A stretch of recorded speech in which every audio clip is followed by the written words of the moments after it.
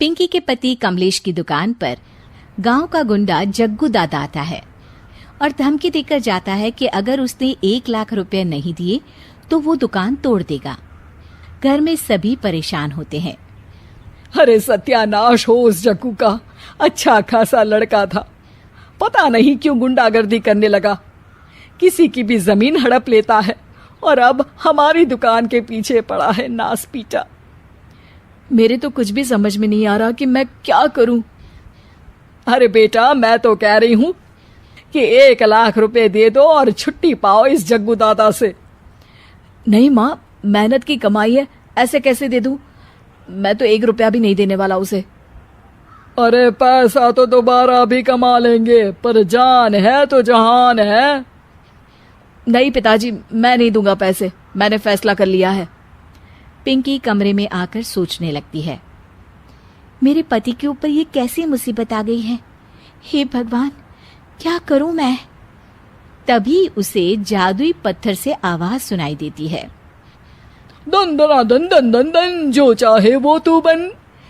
अरे हाँ, मैं भी कितनी भुलक्कड़ हूँ, मेरे पास तो जादुई पत्थर है, पर मैं क्या करूं? जग्गू दादा तो बहुत बड़ा गुंडा है, उसका सामना मैं कैसे कर पाऊंगी? पर मुझे ये करना ही होगा। पिंकी प्लान बनाती है और उसे एक आइडिया आता है और वो आइडिया वो सबको बताती है। सुनिए, मेरे पास एक प्लान है, आप जग्गू दादा को पैसे देकर उन्हें घर पर खाने पर बुलाइए। सब ये सुनकर दंग रह जाते हैं। लो और सुनो, अरे वो तुम्हारे दूर के चाचा नहीं है जिसको खाने पर बुलाया जाए, जग्गू दादा है, इस गांव में सबसे अमीर और 1 नंबर का गुंडा। ओफो सासू माँ, मैं जो कह रही हूँ वो करके तो देखिए। मैं आपको यकीन दिलाती हूँ कि कल के बाद जग्गू दादा हमें कभी परेशान नहीं करेगा। पिंकी के कहने पर कमलेश जग्गू दादा को रुपए देता है और उसे अपने घर खाने पर बुलाता है। अरे भाई, मानना पड़ेगा कमलेश, काफी तरक्की कर लिया है तुमने। 1 लाख रुपए तो बड़ा ही कम डोनेशन था। जग्गू दादा सोफे पर बैठता है और सबसे मिलने लगता है। अरे भाई, लता मौसी ठीक तो हो ना? सुना है घुटने में बहुत दर्द रहता है। हाँ बेटा, पर तुझे कैसे पता चला? अरे जग्गू दादा सारे गांव की खोज खबर रखता है, और वैसे भी मेरी माँ और आप तो बचपन की सहेलियां थी ना, तो आप तो हमारी मौसी हुई।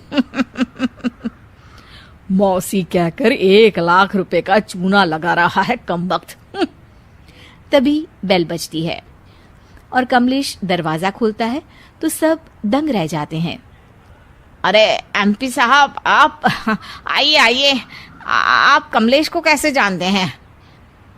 अरे भाई, कमलेश हमारे बड़े ही अच्छे मित्र हैं और मैंने सुना है कि आप इनकी दुकान हड़पना चाहते हैं, इनसे चंदा भी मांगते हैं आप।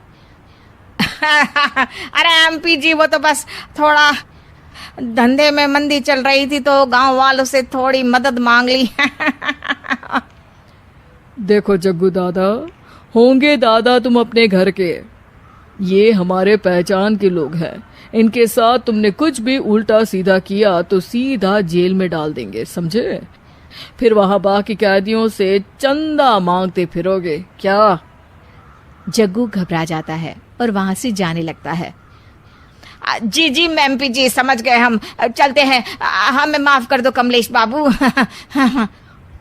अरे बेटा, खाना तो खा लेता। अरे जग्गू। जग्गू दादा को भागता देख एमपी के रूप में बदली पिंकी हंसने लगती है और सब एमपी के पास आते हैं और उनका धन्यवाद करते हैं। आपको कैसे पता चला एमपी साहब कि जग्गू हमें परेशान कर रहा था?